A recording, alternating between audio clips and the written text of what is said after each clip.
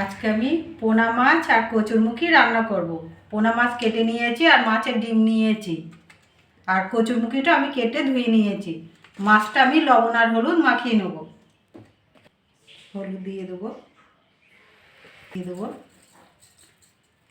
দিয়ে ভালো করে মেখে নেব।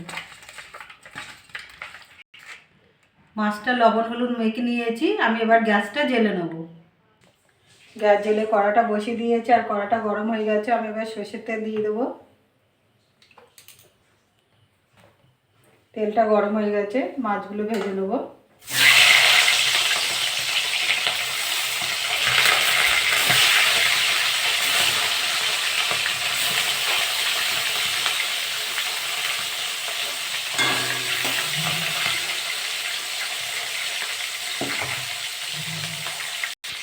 মাছগুলো এক সাইডে ভাজা হয়ে গেছে, আমি এবার পাল্টে দেবো।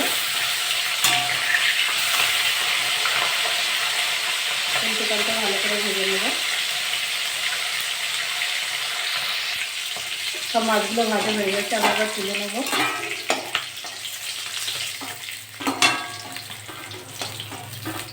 সব মাছগুলো তুলে নিয়েছি,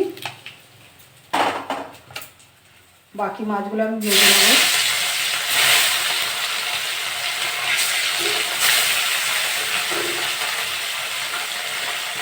ডিমগুলো ভেজে নেব।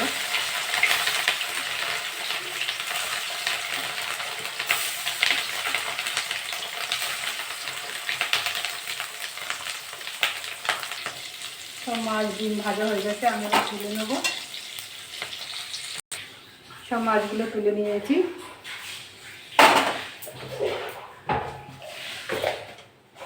ওই তেলে আমি গোটা জিরে দিয়ে দেবো।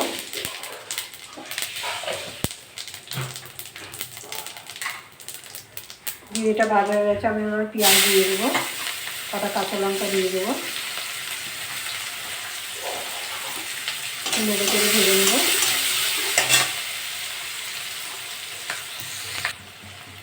পেঁয়াজ কাঁচা লঙ্কাটাকে ভেজে নিয়েছি, আমি এবার কচুরমুখিগুলো দিয়ে দেবো। নেড়ে চেড়ে ভেজে নেব।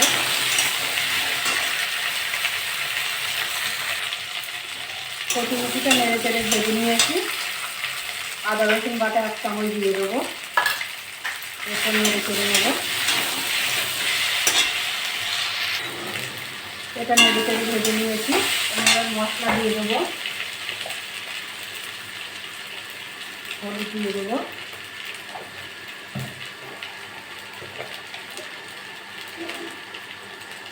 লঙ্কা গুঁড়ো দিয়ে দেবো,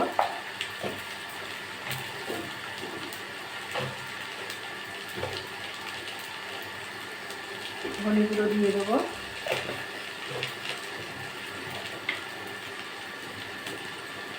জিরে গুঁড়ো দিয়ে দেবো,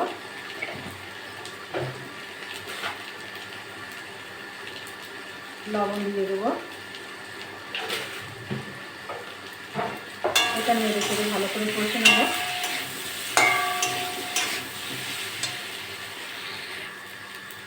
নেড়ে চেড়ে ভালো করে কষে নিয়েছি। আমি এবারে এই সাইডে গরম জল করে নিয়েছি, গরম জলটা দিয়ে দেবো।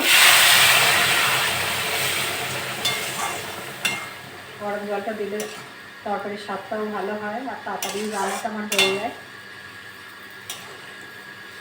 ঝোলটা আপনারা যেরকম খাবেন কম বেশি করে দেবেন।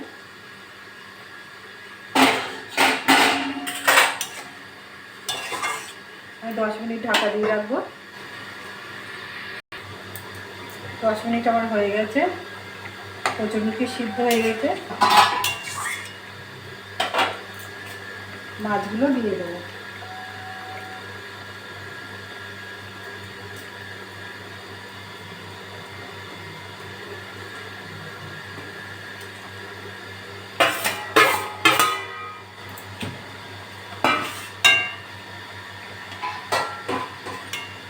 মাছগুলো দিয়ে একটু ফুটিয়ে নেব।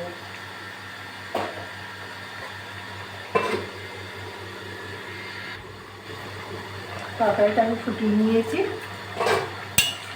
তরকারিটা আমার হয়ে গেছে, আমি এবার নামিয়ে নেব। তরকারিটা আমার হয়ে গেছে, একটু ভাজা মশলা দেব, দিয়ে নামিয়ে নেব। ভাজা মশলাটা দিলে একটু ভালো লাগবে।